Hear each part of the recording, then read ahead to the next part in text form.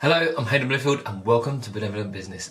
On this week we have Terry Lewis, I guess he's not the CEO anymore, but he's the founder of FreeGI Technology, as well as now has created Roboshadow.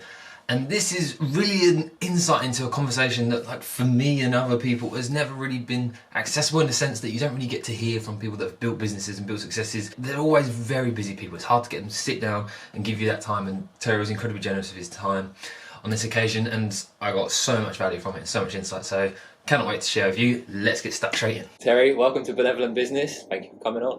Well, thank you for having me here, Hayden.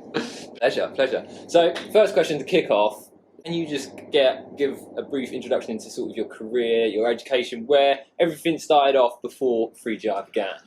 So, yes, it's probably an unconventional path to sort of owning tech businesses, to be fair. So, I started off as a kid. I was a DJ. We was building UK garage website. We had a World Mixing, which was online mixing decks. We were selling records. So I kind of got into startups fairly early, age of sort of 18 or 19. And that was a lot of fun. I was doing a job in the city working in banks and technology during the day, and then by night sort of trying to build sort of music sort of online businesses. So I got a good 5 years out of that, but then it kind of started fizzling, and you didn't really want the late nights anymore, and I sort of sold one, and one sort of went under, as it were.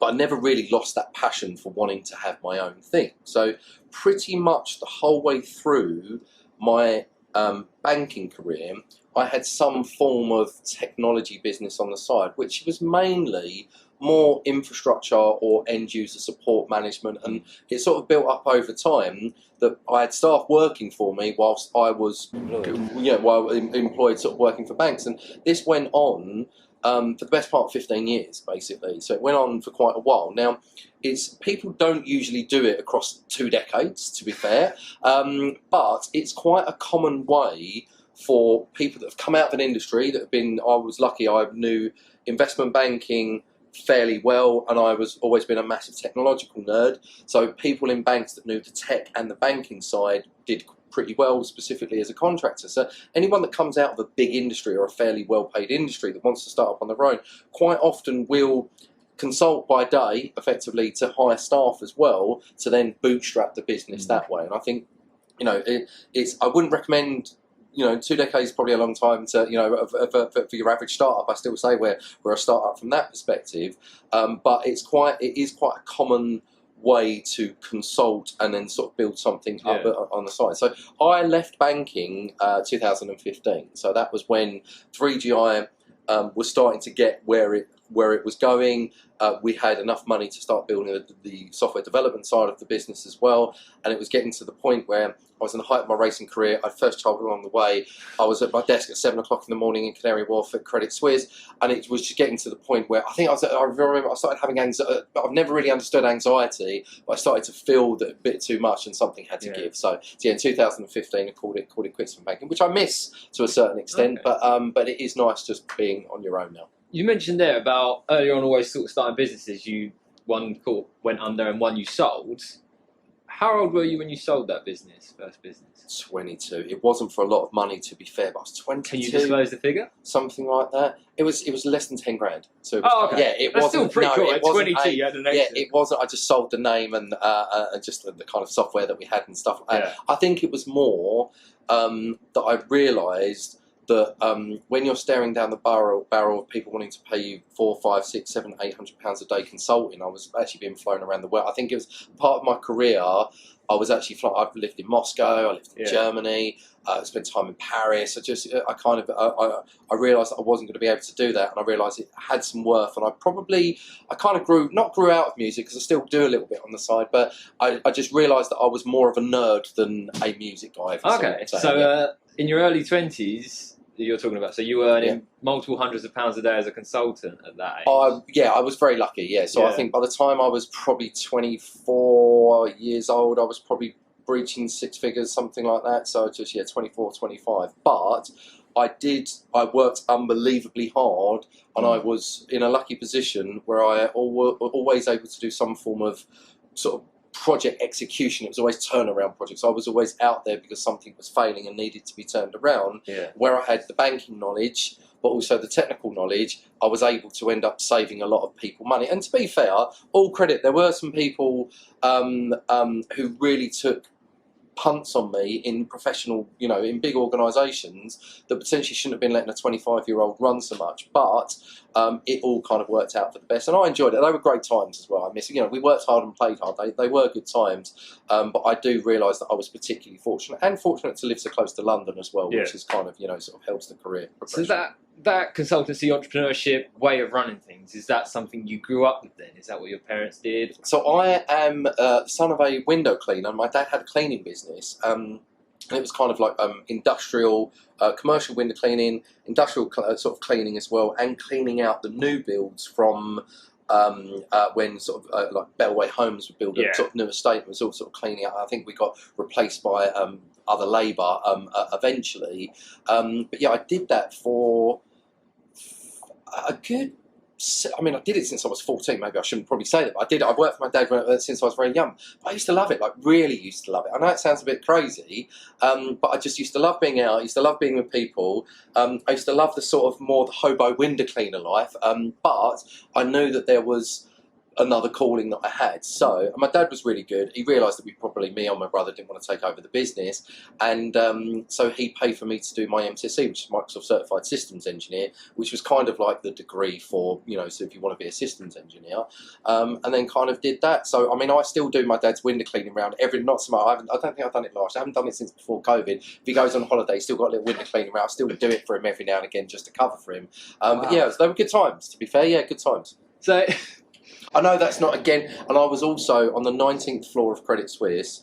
I was also the only person there without a university degree. So it's kind of the 19th floor of Credit Suisse was known as the technological powerhouse of banking, and I was the only guy there without a degree, which there's a certain amount of regret, because it wasn't until I went to university and I see what university was. It wasn't just about education, it was about life and having fun and and all of that good stuff. I mean, granted, by the time that my friends that went to university were out, I was sort of doing well from a job perspective. I do feel that I missed out a little part of my life not doing that rather. So you were exposed to business from a young age, but that sounds like it was quite a small business. I mean, I think it was up to about 15, 16 guys, but in its heyday. So you did get the experience of like managing people, having a team.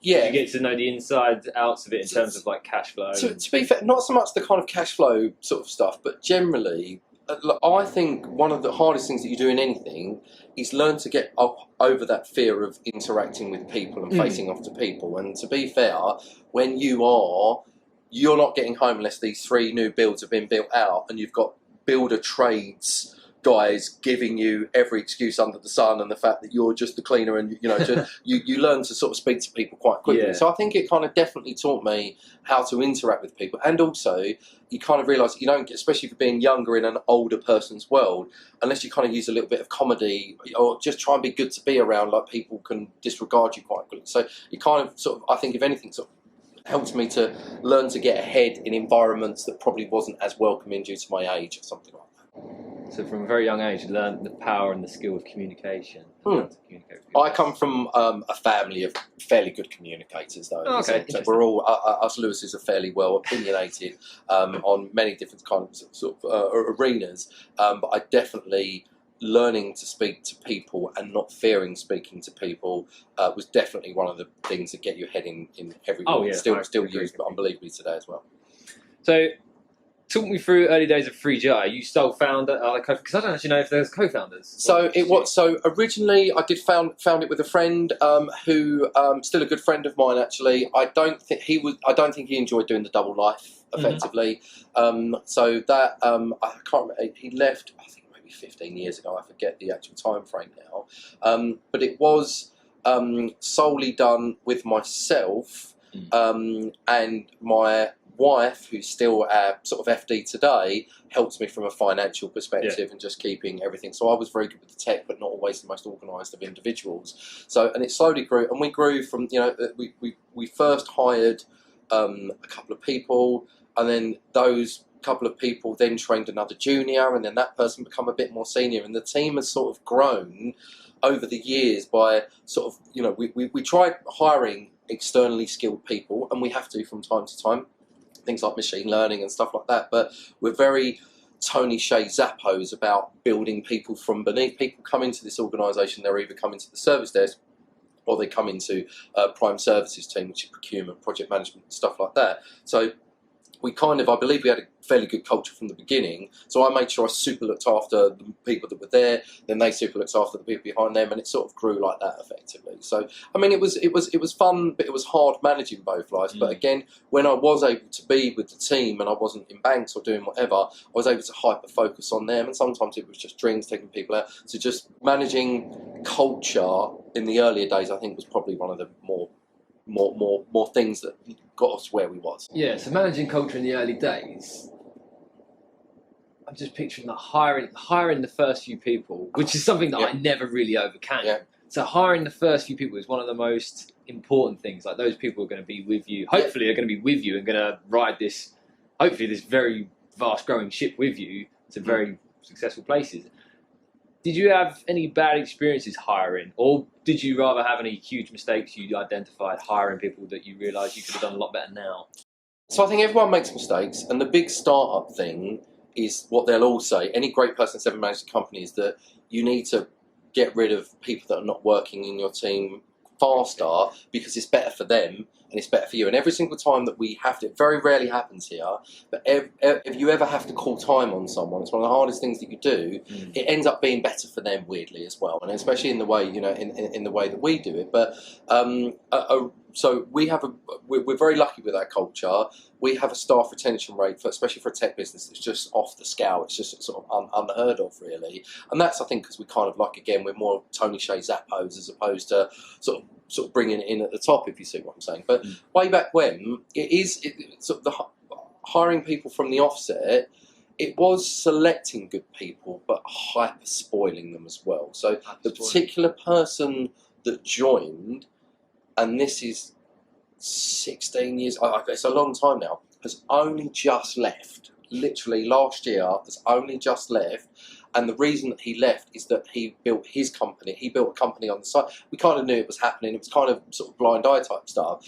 And he's kind of gone on to do the same thing. And, you know, for someone that gives you 15 years of their life, then you say, you know, very much good luck to him. So, and then he brought his brother in, still in the kind of company today. So that particular hire, we spoil unbelievably, and not just in terms of wages, but in terms of just what they want to do in their life. You know, that he moved down here, then he wanted to move back up north and stuff like that. So we really took care of those first founding members, as it were, with the hope that sort of cascades on. Yeah, that's an interesting thing, because that's something that I want to break into a bit there in terms of spoiling them. How did you find the balance between spoiling them in allowing them to almost take the piss? Yeah. But still being effective, productive, efficient in what they're doing. Because I think that with my own stuff, I'm like, I'd love to be able to pay people more, but realistically, like an early startup, you haven't got a lot of cash in the bank to say, yeah, pay rise, go for it. Yeah. So how do you balance that? How did you find the right mix there of being able to say, this is spoiling them the right amount, not too much, but not that it's not enough that they find that they can just leave and go somewhere else? Yeah, I think, look, it's a really hard for any business, but particularly from a technology business as well. So people will always understand their inherent value in themselves, in where they are, but where that sits externally. There's enough things on LinkedIn and stuff. People are aware, especially sort of good techies as well, they're aware of what they could be worth. Now, what they are very good at is understanding that inherent value, and if you are building that person up, and it doesn't matter whether or not you're able to pay them exactly what what they should be paid at that particular amount of time.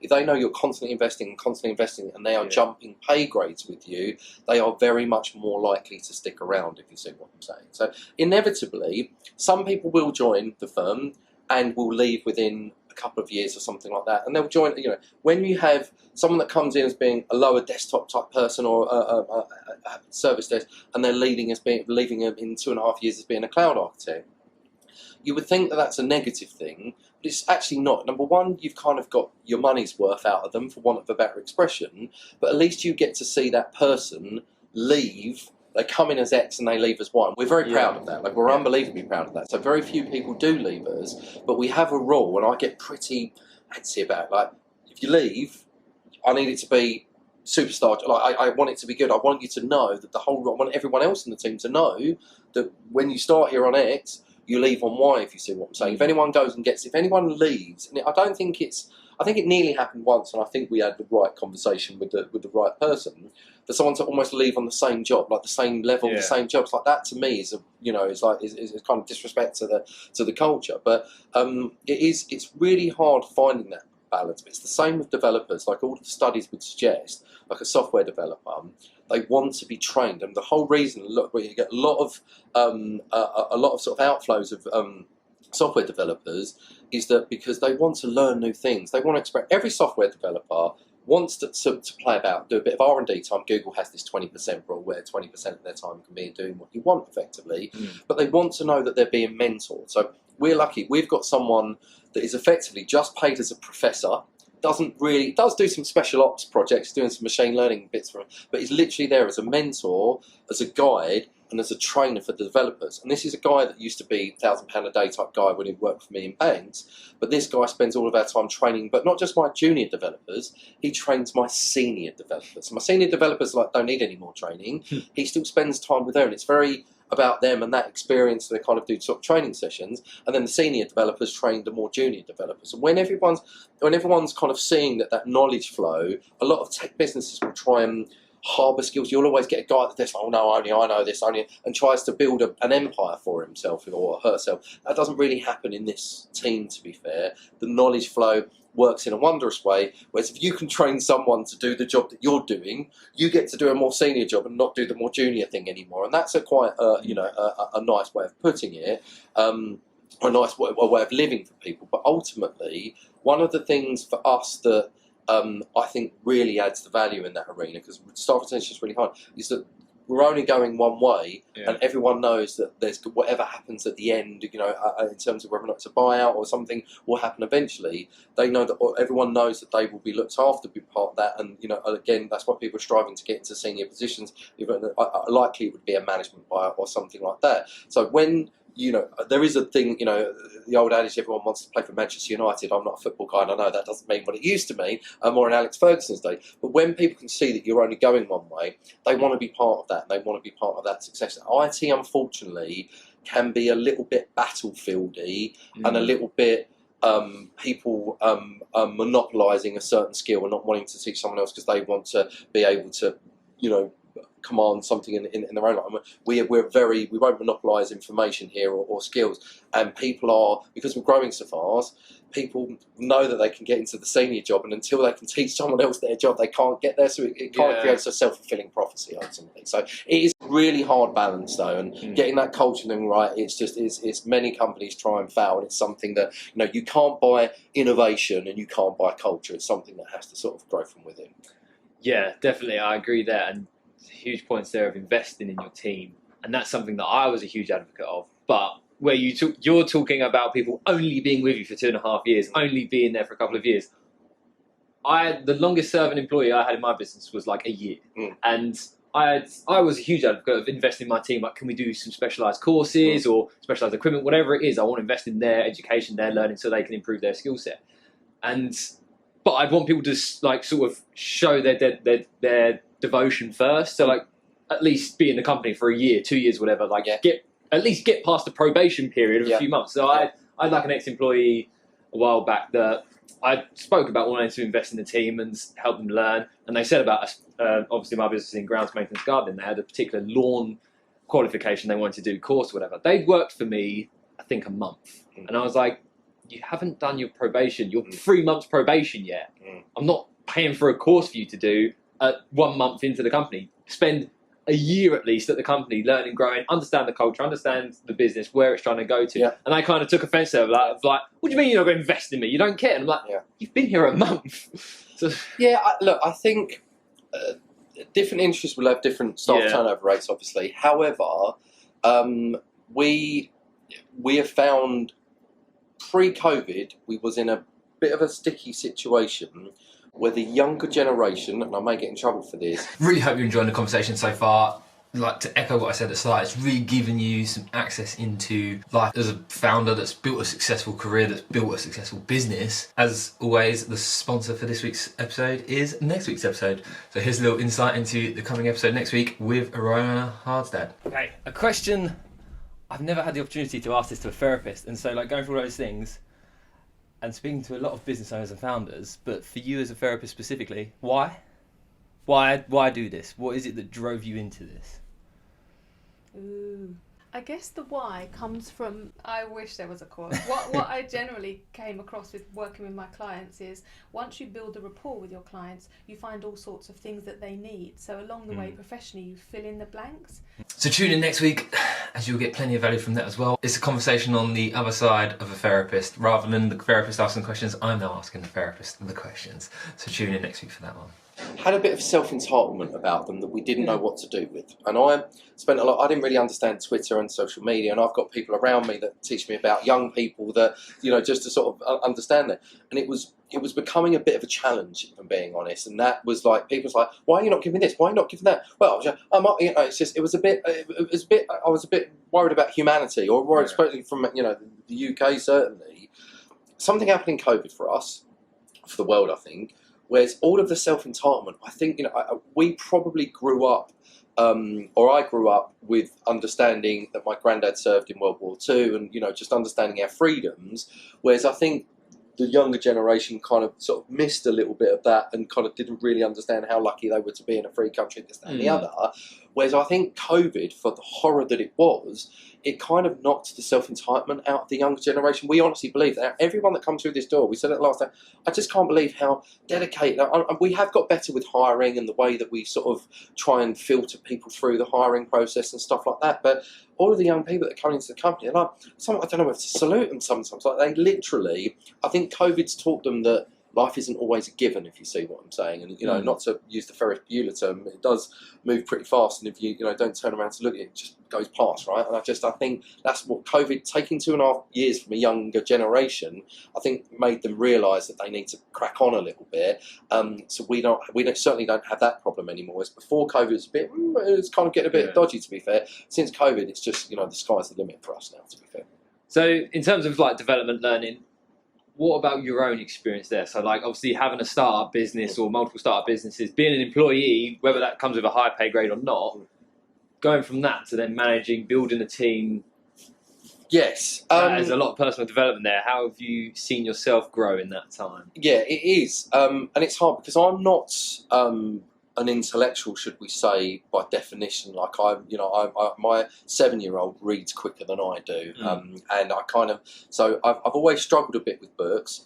The podcasting and YouTube world really sort of helps me, but I must say, and I think there's a certain element in terms of being quite open and making yourself trainable as an individual. We try and tell our sort of juniors this, but I was very lucky that I've had an amazing set of people in banks and outside of banks, and even clients as well, that have kind of sort of seen some good in me potentially and sort of really invested in me. So it definitely didn't happen without other people helping me and investing in me. And I think you make yourself approachable for that, if you see what I'm saying. You kind of, you know, you put yourself out there a little bit and let people know that you're willing to be criticised.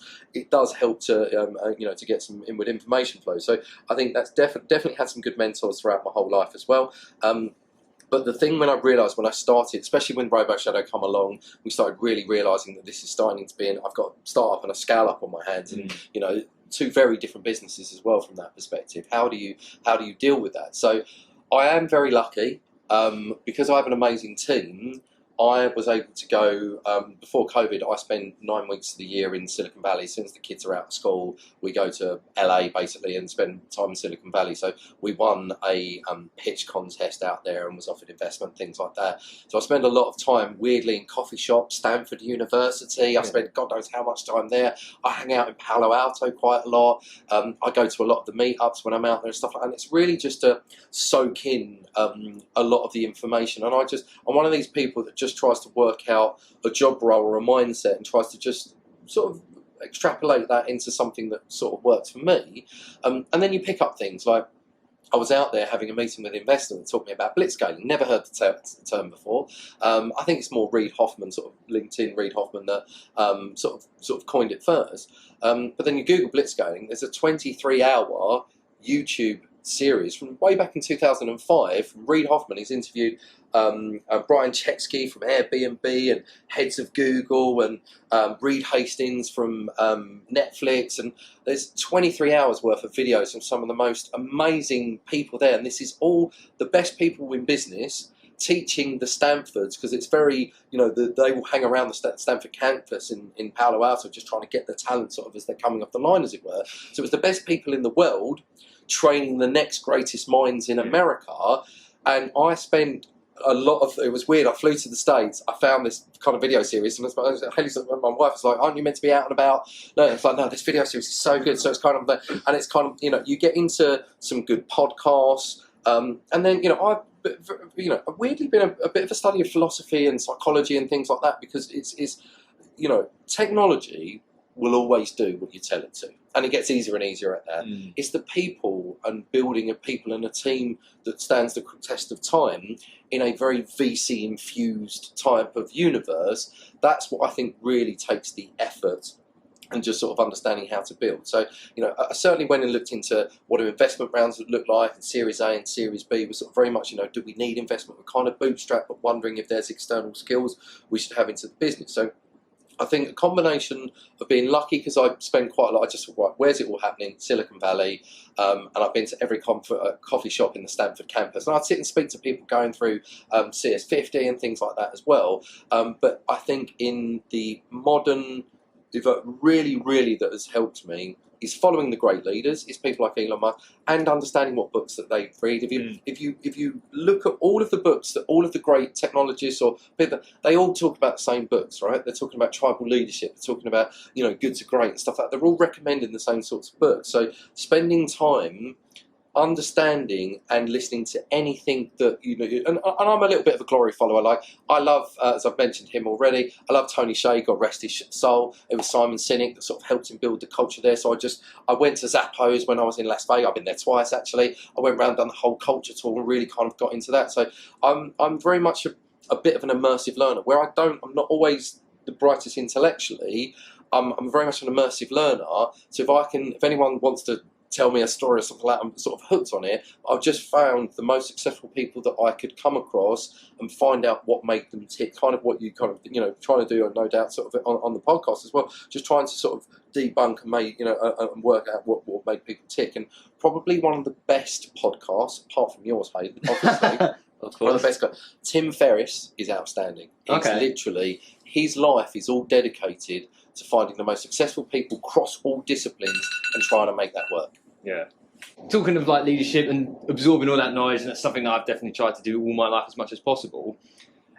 And something that, if you could share your thoughts on, is as you start to delegate, understanding the difference between delegating and abdicating, and being able to sort of hand over responsibilities, because this is something I always struggled with, is how to actually delegate effectively, efficiently. And I suppose it's different industries, like coming from my industry, having this expectation of what I can achieve, and then putting that into a system, a protocol, an operations manual as such, and then being able to delegate that over to people. And I expected people to do sort of half of what I was doing, because I'm the business owner, I'm going to work my ass off. I never want you to do that, I don't expect you to, you're on a wage. So it's then delegating that in a way that's effective, that works with what they can do, with then what clients are happy with. Can you sort of go through your experience there? Have you had any challenges in actually starting to delegate and employ people to do these roles, especially coming from my own experience of, I've never really trained. And I think this is one of the biggest barriers I had, is a lot of what I'm learning from what you were sharing is you've been in positions where people have recognised your potential and given you opportunities, mentorship. I've never really been managed or employed. I've been employed for 3 months of my life. Right, okay. And that was in a restaurant, running. I wasn't even waiting on tables, I was just running food. Right. So that's my experience of being managed. I've never been managed, I've never been employed as such, never been in a corporate environment there. So I don't know if that's a huge weakness that I'm identifying now in a later stage, but how have you found delegating as well, growing a business, having your baby, and then being you're responsible for this now? It's a real hard one, and it is something that I discuss with other peers. It can be, you can definitely go and sort of down rabbit holes with it. So the corporate world manages delegation in a more military way. All right, so there's delegated roles, responsibilities, tiers, and everything's understood, areas of responsibilities, and people are performance paid based on how well they interact with that sort chain effectively. So the corporate world has that military approach, and everyone understands that level of seniority and area that you cover or don't cover. But the problem being is it's unbelievably expensive and blown out, if you see what I'm saying. So you start having role managers for managers for managers, and that's where it becomes a problem. Now, you can't afford to do that in a more startup type situation. And even if you've had a business like 3GI for a while, certainly giving over the reins for some of the kind of key factors of running that business isn't the easiest, but I think there are some hacks with it, to be fair.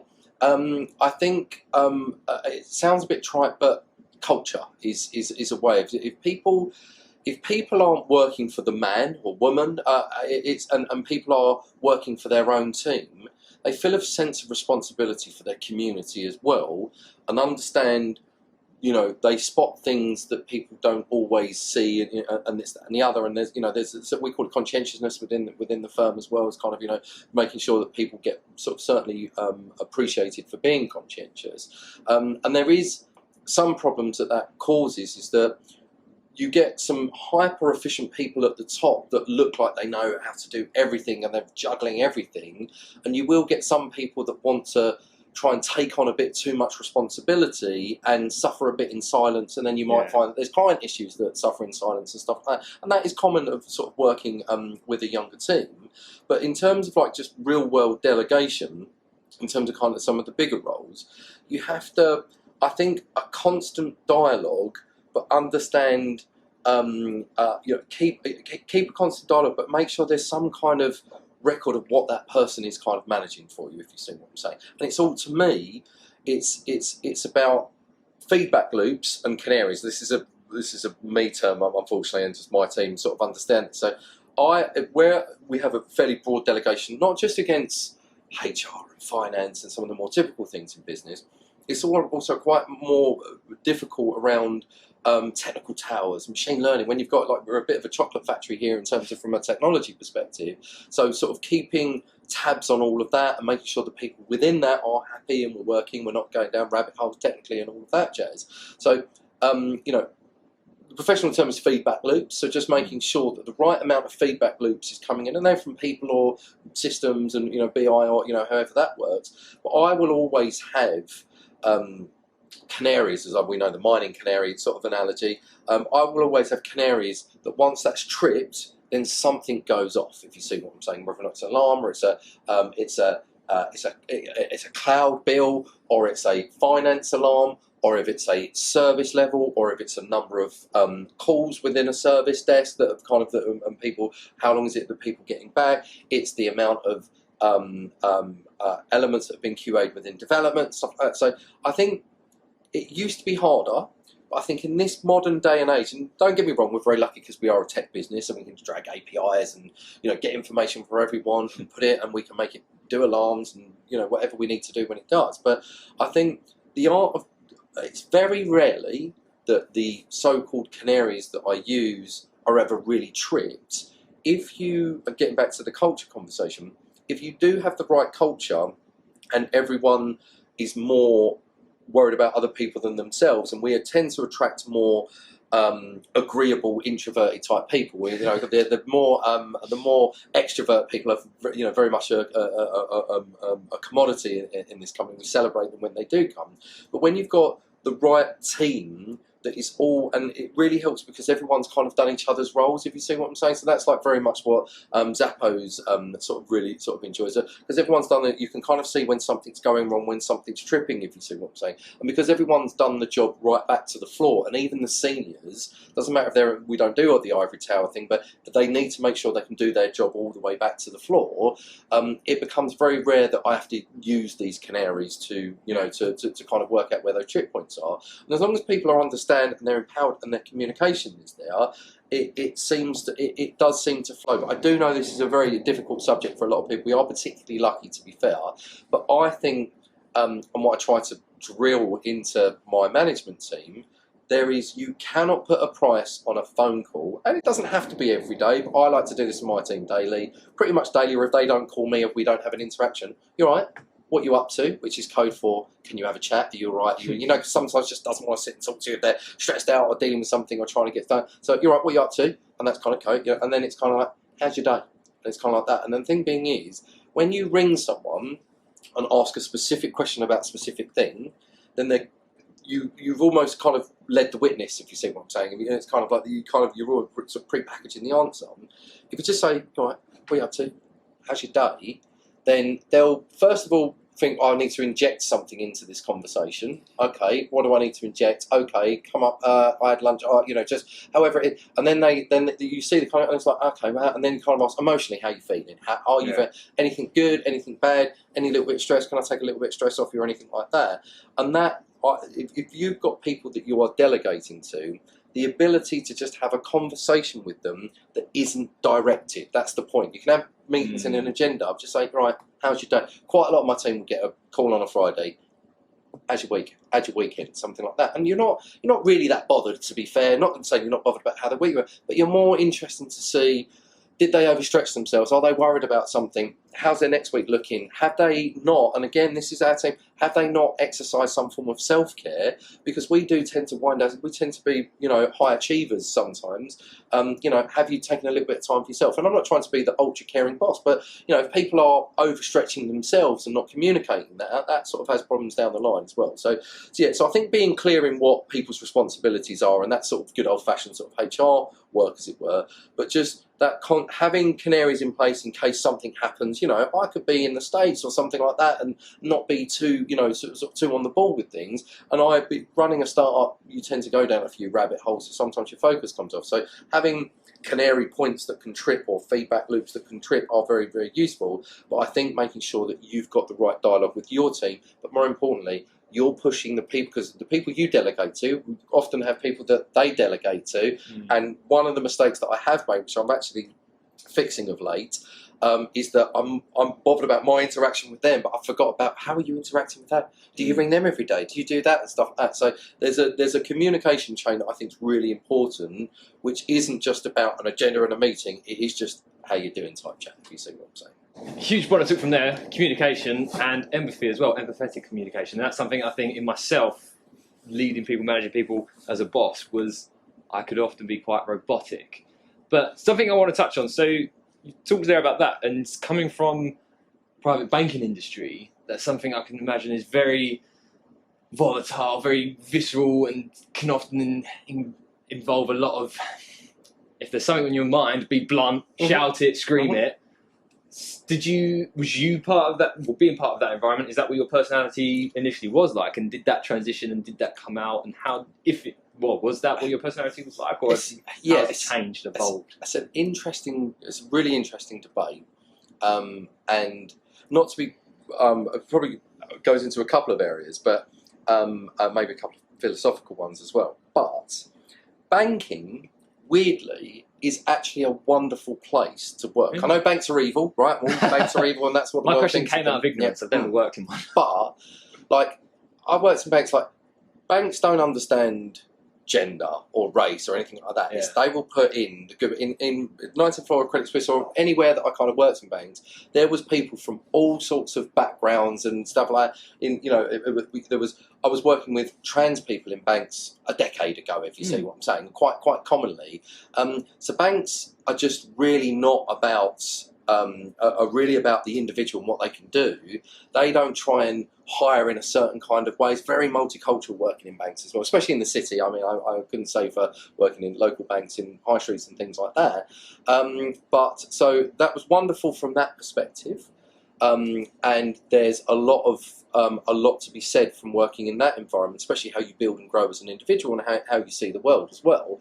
However, banks have to be, and this is the bit that gets into the topical debate, they are a dominance hierarchy, right? So what we like to be is a competence hierarchy, and I think that's what the better tech, new age, Silicon Valley type techs try to very much, even with the VCs that are known to be very dominance hierarchy related, they're trying to build competence hierarchies. Now, banks have to be dominance hierarchy, and again, this gets into a very philosophical debate, but because if they're not, then they're going to get eaten up by other banks. It's a very carnivorous thing. So you have to put big, dominant people, often males, at that top of that tree that are quite dominant and quite scary. Now, to be fair, some of the individuals that I work with in banks that were quite dominant and quite scary were for good reason, and you kind of wonder what makes them tick sometimes, to be fair. But there was a fairness to it, right? And again, you know, it's the we need to be a certain way, or we're going to be absorbed by someone else or taken over, or something like that.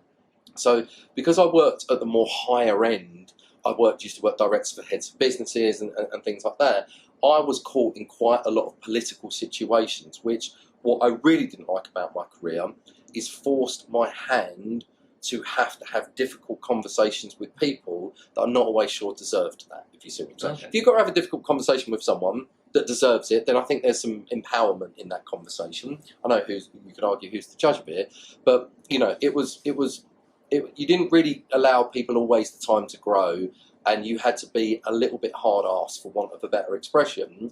And I never used to like delivering those conversations and debates, and you know, it wasn't always just politics. It was having to sack people. I've had to sack big teams of people, you know, all in, and you know, do a project with a team of people that knew damn well that I was migrating that role away from them, and they was all going to be sacked at the end of it. Yeah. So from that perspective, it certainly does harden you, 100%.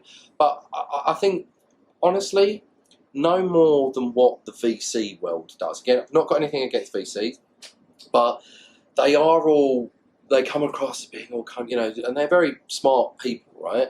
But it is what they do is they create cultures which have to be a bit dominant led, if you see what I'm saying. And don't, like, you know, we have a rule within the company, like if someone's not performing correctly, if enough people highlight that and say, well, should we help them out a little bit, 9 times out of 10 over time, you give them enough time, enough people care about them, as long as they're not selfish and horrid people anyway, you can bring about that change. And we've had miraculous, you know, examples of that.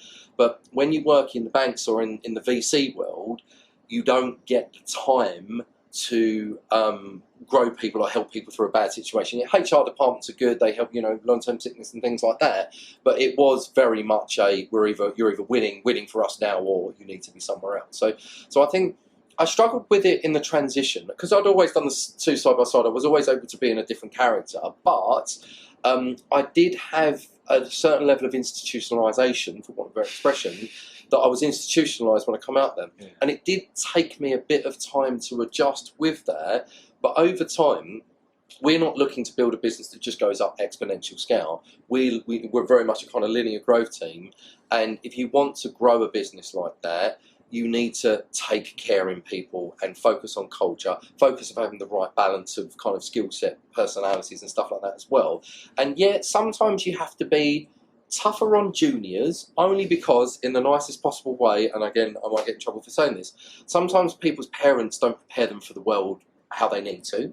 So sometimes there needs to be a couple of frank conversations with the more junior members, but it's lovely seeing a junior member of the team that's got some quirky ideas about things, that someone that they respect has a bit of a chat with them, and they almost come out of that room a different person, if you see what I'm saying. So yeah, it was definitely interesting coming from banks, but it definitely took me a little while to sort of knock it out of me, as it were. And to be fair, learning about some of the best cultured companies, and again, I'm disciple of Zappos and Tony Hsieh. That's what I wanted to model us around. Okay, no, I agree with you though. You say about might get in trouble, but I definitely agree there. But I feel like that's generation to generation. I feel like every past generation is going to think that about the new generation coming in. Yeah, true. But on the topic of career and mistakes and building, delegating, you've obviously built quite a successful career, from my perspective anyway. What would you say, peer pressure of this exact moment, what is the biggest mistake you've made in your career, and what was the fundamental lesson that came out of it? Oh, I've made hundreds, so Can you pinpoint it to... Talk to me about, to be more concise with it, what would you say is the biggest mistake you've made in marketing, and what was a fundamental lesson you took away from it? So, yeah, marketing's definitely right up there. We've always grown organically based on a wonderful reputation, and that's a great way to build a business. It's very flywheely, as they say in Good to Great. And I think a certain amount of arrogance come with that. We have like an unbelievably long retention rate with clients. People very rarely leave us, and if they do, it usually means they've either been bought by someone or they've gone bust, which happens very rarely on the bust side, to be fair. But there's a certain amount of arrogance that comes with that when you build you don't think you're indestructible, but you just think that that's going to keep on going. And to a certain extent it does, but there's a part in the curve that you need to keep expanding out. Marketing is, talking from someone that's been in technology, I know investment banking well, I know technology well, I enjoy writing code, I have a fair grip of complex things. Marketing's like just a science of all to itself, and it's nearly sent me to the crazy house a couple of times, for want of a better expression, apologies, because it's so vast. Understanding, especially in a business like this, understanding your lifetime value of your client, and therefore what should you do to win a client, what should you pay out to win a client, it's very, very subjective. You've got a lot of social media-y type bravado, for again want of a better expression, that you have to kind of inject, which I've never been good with personally. I'm not a big social media person, but you have to, there's a lot of people sort of over-putting, what the team had for dinner at that, on a lunchtime on LinkedIn and Facebook and things like that, which I don't think really adds a lot of value. But understanding the science around building up brand awareness and how much to spend on that, it's taken me and a few other people, it's hard. Like literally, I've been on it now. I said it's the last thing, done the code writing, and the machine learning sort of calculus stuff for me is more fun than anything else. Like I've got a good team of people that direct me on that. Last big thing that I wanted to learn was the marketing piece, and the answer is it's all of the above. So what mistakes did we make in marketing? The answer is all of the above. It's not doing it 20 years ago, basically. So when I started writing code, I kind of really realised the fact that I should have started doing that 20 years ago. Marketing takes time, and I know one of my friends is one of these city marketeers that's like one of the best in the city. Marketing has built sort of £450 million companies, and he not makes it up as he goes along, but has to do it on a case-by-case basis. Another friend of mine owns a marketing agency, and it's very much to do with the brand and the particulars around what they're trying to sell and the way to get the route to market. And if you're not particularly talented at it, it's very expensive. If you get some hooks and some things that can pull on some emotive strings in a good way, and you can get people behind what a certain pitch that you're trying to do in marketing, it can be very, very almost lucrative, to be fair. But you spend a lot of money. I've chucked money down the drain in marketing on campaigns that I thought was like literally, it's all of the above with marketing, to be fair. Not starting it early enough and not understanding how unbelievably taking a business that's got a great reputation as we have, and then sort of 2 or 3 years ago realising that we want to scale that business, want to do marketing, and then realise that we're starting at the very beginning. And then, there's some great marketing agencies and stuff like that out there, but they're all sort of will do the vanilla approach, which is just kind of expensive. If you really want to get your ROI down to something, you have to kind of be obsessive and bring everyone in the company, and everyone kind of becomes part of it. So you're underestimating marketing was definitely one of the biggest mistakes that I've ever made. And it is right up there with spending 1.5 years building something in Roboshadow that we didn't even need to build. I mean, life obviously should be full of mistakes. I think part of the technique is just to be comfortable with it. And I know it's fairly trite, but just to be comfortable with the mistakes, because one thing that I've learned is that if you're very comfortable with your mistakes and open with the rest of your team, and again, I'm supposed to be at the top of the tree, and everyone, unfortunately, you're meant to almost give off a bit of a superhero type sort of, a view of the world. If you're quite honest with the mistakes that you make and continue to make, then people are more honest about theirs, if you see what I'm saying. Because part of the problem I think we have in building teams and work and, this, that and the other, is that we kind of sort of try and push the mistakes under the table. And if you then allow your team to do that, and then in a way they're kind of lying to themselves a little bit, they're not growing from it. And I think if you have this culture of everyone's perfect and everyone's amazing, you can kind of breed that in, unfortunately. But if you're very honest with your mistakes and you push your top team to be honest with their mistakes, then everyone, and it's not the fact that we want to enjoy making mistakes, no one likes to enjoy making mistakes, we at least want to make sure that people learn from them, if you see what I'm saying. And I think it is better that we get it out there and open and learn from it rather than try and sort of cover it up. I know that seems obvious, but not always to me, to be fair. Yeah, marketing can be a challenging one. I had a lot of fun with marketing. That was the thing that I enjoyed the most in my company. But it's something I always, studied a lot on it. But for me, it's always been something of, if you can really understand human behaviour, Yep. if you can really understand it, then you can do a lot with a very small budget. Yes. As you said, like putting the right thing there to engage emotions, to get people to be drawn into it. You've made a few comments there about Roboshadow. Can you just break down, like, 3GI, everything IT in terms of business support? Roboshadow, I don't quite have an understanding exactly of what it is, so can you just summarise? So it is the cybersecurity brand. So cybersecurity is obviously getting very big now, and we was realising that if we didn't own cybersecurity, it was going to own us, basically. Yeah. So we had to breed that culture into the business, but it's really tough, as we kind of alluded to. Monetizing cybersecurity can be a challenge for any sort of MSP business, and it really, cloud's cutting into your margins, and then cybersecurity is cutting into your margins. It does get a bit more challenging, but we knew what we wanted to do with cybersecurity. All of our clients have penetration testing, and again, I don't want to take on the whole of cyber. It's probably not wise for me to take on the whole cybersecurity industry and say it can be a bit of a racket, but it is very. We're going to chuck all the open source vulnerability tools against everything that you've got and tell you the vulnerabilities. But when you ask a question about how to remediate that, not always give you the context. And it was putting a lot of our clients in panic situations, and them not. Cybersecurity should really be a journey. And people should be able to demonstrate that they are getting better over time. And a lot of the penetration tests for our clients were not constructive. Definitely not in a way that we thought had legs.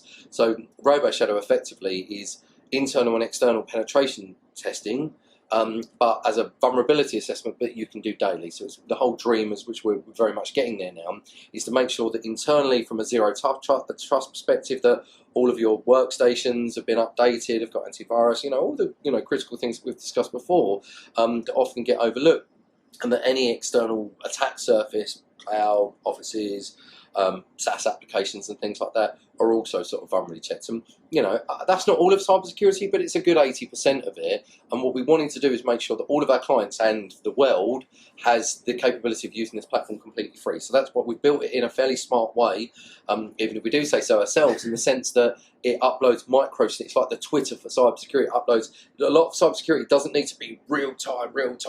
Some of it needs to be, and depending on your industry. But we take micro snippets of data, which means that what we're absorbing into Amazon, where we actually host the sort of back end for Roboshadow, is fairly small micro snippets of data. So to have a company with 10,000 machines on our books that's using our software, it's costing us micro pennies on a monthly basis, if you see what I'm saying. So that allows us, from a Roboshadow perspective, to potentially give all of what we think is 80% of modern good cybersecurity tools for people for free, but in a very simple sort of console for people to use and get a simple report out of it. And how we will make our money is in the changing, the writing, the updating, the packaging. It's almost like an RMM and things like that, effectively. So how we'll make our money is the ability to solve the problems, but what we wanted to give to the world for free and our clients is the ability to know where all the problems are without having to spend 10 or 20,000 pounds in a penetration test. Which one of the issues for us is that the penetration test is, what do you want the scope to be? Well, what do you think the scope should be? Well, I'm earning money out of this. I think it should be this big. And if you don't do it this big, then maybe you're not protecting your business enough. We wanted to give our clients and Roboshadow users another alternative. So what we thought in the market was becoming very outdated. We are very much very fond of bug bounty programs. I think that's a great sort of cybersecurity advantage. But your standard penetration testing, we think, gets a little bit racketeering sometimes. Okay. Good answer there in terms of understanding. I understand it a lot more now. You talked cybersecurity, and before we were actually recording the podcast, we were talking a lot about emerging technologies, especially around AI. And so for you, being in the industry, the emergence of AGI and machine learning to the level it's getting and how it will grow exponentially in the future, that emergence of AGI and robotics, are you excited for that future, or are you fearful of that future? From a business perspective, excited. Yeah. From a personal perspective, I'm a little bit with Elon Musk around the fear factor around AI. Yeah. But something that powerful, we have nuclear weapons that everyone's hopefully keeping a lid on. And if we can keep a lid on the dangers of AI, then I think that we can sort of navigate through that. But I, I know it's not a well-common thing, but Elon Musk will talk about population decline. I think if we don't, especially people at places like Japan, if we don't get on board with robotics soon, the amount of what the percentage of what babies are being refreshed, especially in the Western world, if we don't build out robots correctly, I don't think we're going to have anyone to look after us when we're older, if you see what I'm saying. So, I think I don't think we have a choice. I think we have to move through it. And I, unfortunately or fortunately, however you want to look at it, I'm an eternal optimist, and I think humanity will, not in present times as we're recording this podcast, but nuclear weapons, I think, have helped to get rid of quite a lot of war and quite a lot of the big powers trying to take land from each other. Again, probably bad timing at the moment. And I suspect that the technology, with its sort of robotics and sort of more AI in general, I think we will find a way of making that for good. I think ultimately it's people, there's the scary, I want to be a Tesla owner, I have my name down on it, as we've discussed, but what happens if someone hacks Tesla and all of a sudden sends every single car off of a cliff in or a disgruntled worker that has access to the systems? I'm not suggesting that could ever happen. I'm sure that they're very smart that wouldn't happen. But having to build AI tech is very complex, and I can't remember the correlation, so you might need to fact check me. But the more intellectual the individual is, the less likely they are to execute malevolence, if you see what I'm saying. There's always sort of, people controlling other people. But I'd like to think it's so complex, and it's only teams like the Tesla team that's going to be able to really do anything on any type of scale. I think that we would be fairly safe. The only, it's a red team, or give a devil's advocate opinion of that, what I do fear might happen is that robots become a bit open source. So what I mean by that, you can get an arm, a leg, a road program, like you can basically build your own robots effectively. And I know there was films where there was robot fighting and Hugh Jackman, and that all looks very lovely. But if you allow malevolent entities, I won't name any, but people that can build armies of robots over time, that would worry me a little bit. And I also, and again, not to take this on more of a morbid path, I'm completely convinced that, I know there has been some, that a major event will get a terrorist drone attack soon enough. What worries me is these drones. I'm in the process of building an AI platform security system. Again, it's starting up with me, but in my sort of house. But I am sort of looking to produce this commercially, whereby when something, I have not a large amount of land, but a small holding of land.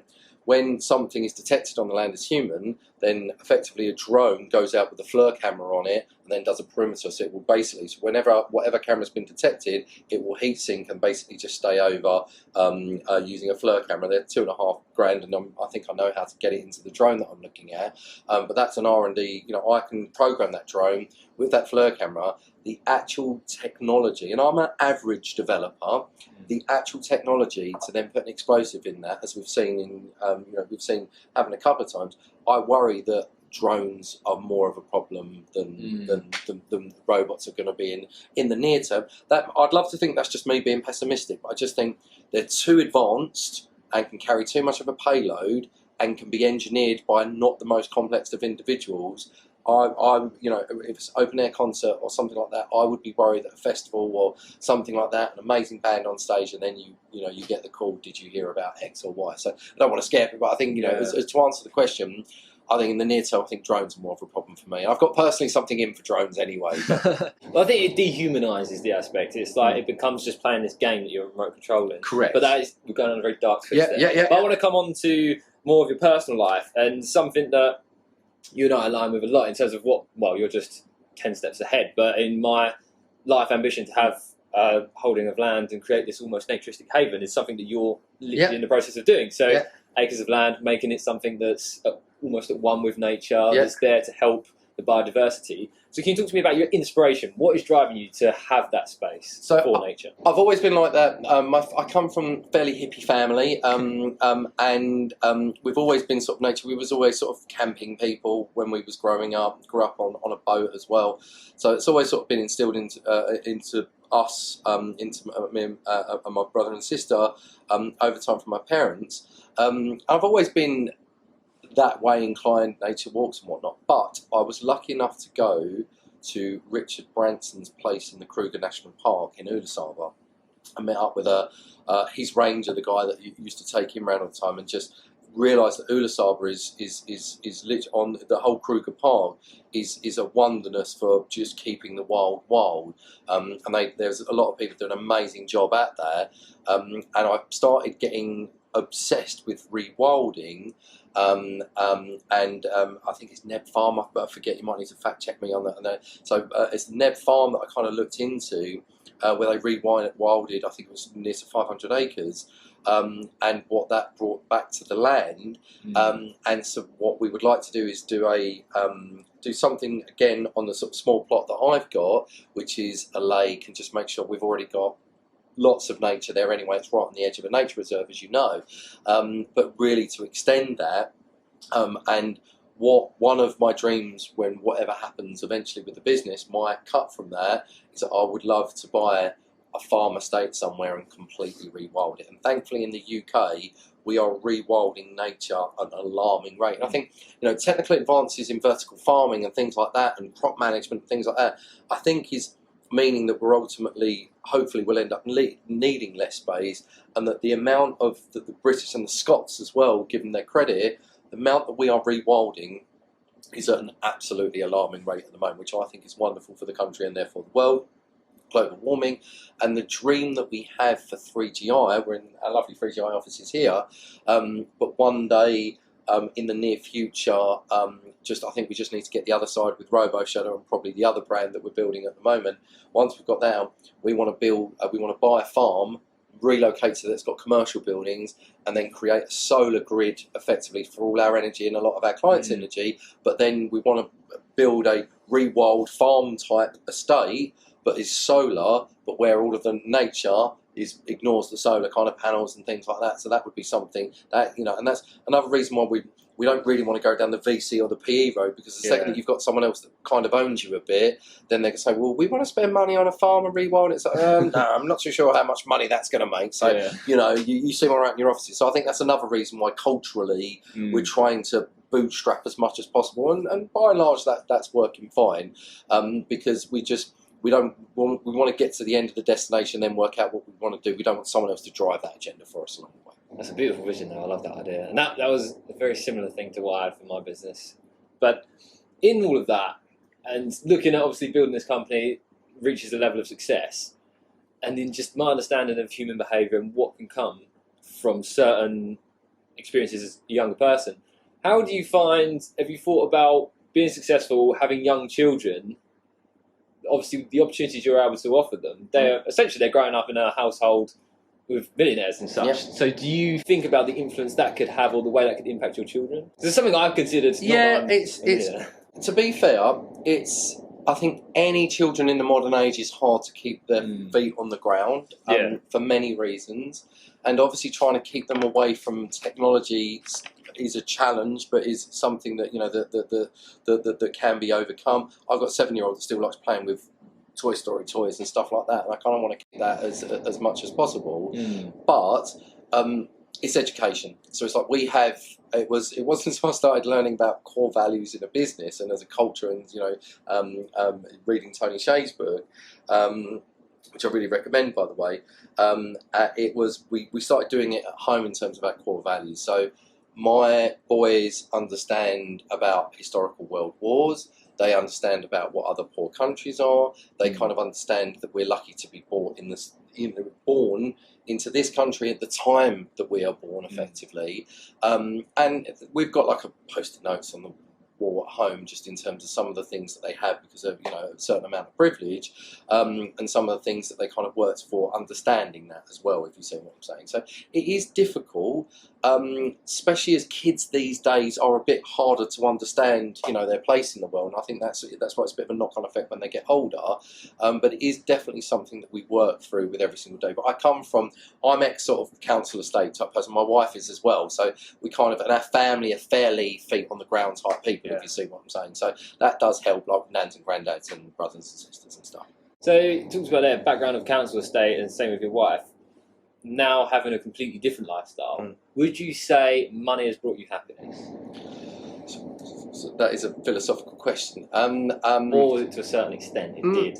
Well, look, I enjoyed growing up on a, like, literally. I still mates with people that I kind of growing up on the council estate. It wasn't as I don't know if you've seen the Shameless series. It's kind of like it's kind of a bit over glorified to be that, but it actually wasn't that bad. We just didn't have a lot of money, but we played a lot of football and we climbed a lot of trees, and we did.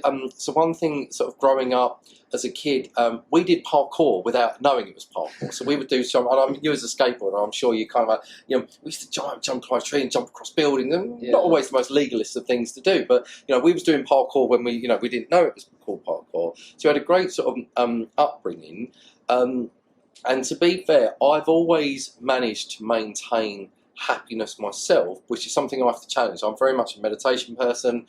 I have a therapist that I enjoy, and it's kind of more like a business coach as well, if you see what I'm saying. And so I have to really invest in keeping myself balanced, and I do that with meditation. I do it with cold water swimming and things like that as well. So I would definitely say that money doesn't buy happiness, but not always worrying about money I think is one of the biggest things that can aid you, and that's not always because people have overshot their values. Sometimes people just run on bad times and stuff like that. So money definitely doesn't make you happy, and I have now friends that are a bit more wealthy, and quite a lot of them struggle with happiness, and by the time a few of them have been through 2 or 3 divorces and things like that, you kind of work out where is the happiness there. But ultimately, we are still and always will be a very camper-van-y type, outdoory type family anyway. But the one thing that I do feel amazingly privileged is to buy my little place in a at the edge of a nature reserve, being close to nature, and I've got 2 electric mountain bikes. I go out with a friend. We go across lovely sort of Essex rolling hills. There is lovely countryside in Essex. Not everyone thinks that. And that is a real treat for me, and being in nature is a real treat for me. But it definitely helps. But I know more unhappy wealthy people, if you see what I'm saying. And it's kind of, I forget. So I think Jordan Peterson would say, I wouldn't be able to quote him directly. There is an amount of income where people, I think it's in America $60,000 a year or something 70. like that. Well, I think with inflation, it's now more around 80 or 86 or something. Yeah. So and then when that sort of as a combined house income, and if you've got 2 parents working in the UK, just in fairly decent but average type jobs, you can get that. That's where the sweet spot of happiness is. And I've got, because where I sort of grew up, when I go out with my friends that kind of grew up with and stuff like that, and they have their parties and watching the football, and it's all fairly basic, but they're having really good times. That's real. Oh, that's real culture. That's real sort of living. That's real. And some of the events that I've been to, because I have other more wealthier friends, is more about, it's the same things about when you go on a holiday that's really expensive. You never really enjoy it because you're wondering, is it the right amount of money? Am I getting the right amount of service? Is the food good? Is it worth doing that? Is it kind of like, and I just think it's like, whereas we're happy with the Butlins or something like, just because you enjoy it more. So I think that sweet spot that you mentioned, I think is very, I think it's very prevalent, and I really understand that. But when people that are working sort of very much just on the bottom line, it's very hard to find happiness. And one of the things that I find really uncomfortable for myself is that when I know people that have spiraled down, and sometimes it's drug misuse or something like that, that really get the fat. And then the thing being is, they're buying cigarettes and just like it's all the things, and then the thing being is they're not able, getting off that bottom is I feel like it's getting ever more. There's lots more opportunity. I feel like it's ever more harder.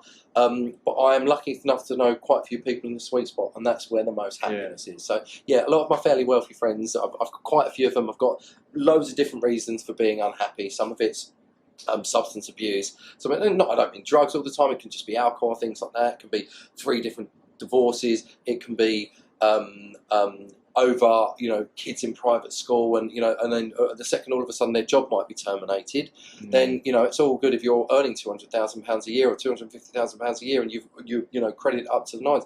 If the second your boss calls you into the office and you think you're losing a job, that person is not unhappy. It's in actual fact fairly suicidal after, if you see what I'm saying. So I think there's a lot to be said for that sweet spot. I think one thing to take away from what you mentioned about your upbringing there is the huge sense of community, and the fact that there's so much togetherness, and just come home from school, straight outside, all the kids are there, you've got bundles of friends to be with there. Whereas if you grow up will go from that extreme to the opposite. If you grow up on like a fancy estate where you've got acres, it's like you come home from school, if you've got siblings, but then your neighbours are like halfway down the road. Correct. You can't just go out and run and kick the ball about, because as well, you're in a country lane, there could be cars coming around the blind corner. Yep. You haven't got the ability to just go out, muck around and be with that. And in that council estate mindset, you've got that community of like, even you don't really, well, I don't know, at different times, and I didn't grow up in a council estate, but I just get this vision of like, when I think back to like Pontins, Butlins, of that community feel is, even if you as a parent aren't watching, it's like community watch aspect of there's always a parent there, there's always someone that's like on the balcony, out in the front porch, whatever, always looking over and seeing what people are up to. So it's very safe,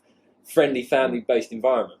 I mean, if you do, so you look at the analogies, you go to Butlins, everyone's having fun. They are, right? It may, again, as an Essex person, I can say it may be a bit more, I don't want to incriminate myself, it's a different type of fun. But, you know, it's good, wholesome fun, and it is fun. When you go to Centre Parks, which is really expensive, it's not, you know, I think people are, well, are we getting the value out of this and stuff like that? That, you know, there is definitely a distinction there. But just the community thing that you kind of, I lost sense and sight with community, not for any other reason, but just with friends and people that I grew up with kind of a little bit. And I think the thing that kind of do that, you get your head down in emotion, where you are spending a lot of time on yourself trying to build your business. You forget about, I had to relearn community as I got older. So that's something that's kind of become a bit more apparent to me, and to re-engage with community. If you feel that you're out of the community, I don't think it's ever too late to re-engage with one again, if you see what I'm saying. I could ask questions all day long, but I feel like I can't do that. But I'm hugely grateful for your time. But I always ask one final question to every guest, and that is, what is one thing that exists within humanity today that you hope will be eradicated in the future? Really hope you're enjoying the conversation so far. As always, the sponsor for this week's episode is next week's episode. So here's a little insight into the coming episode next week with Arona Hardstad. If you feel like and you have the belief system that you don't have the resources, the time, the emotions, the trust, the money, then ask anyway. Whereas I knew if I asked you, you would definitely have a way to reconstruct that question more appropriately. So I'm glad you've done that. Find your area of passion, live in the grey area, because that's where your speciality and power is going to be, and claim it as soon as you can. So tune in next week, as you'll get plenty of value from that as well. It's an interesting question. It's one I've not heard before. So That means you haven't listened to my podcast before. no, okay, good. I've definitely listened to snippets. So I'm going to have to pick two. One is just greed, but I think we're getting better at that as humanity, just in general. And the second is just wastefulness of just resources, like throwaway culture. Like, we're trying at home to throw away minimum amounts of stuff. I hate the way organisations are, still, there's a lot of stuff on Facebook that goes around and Twitter.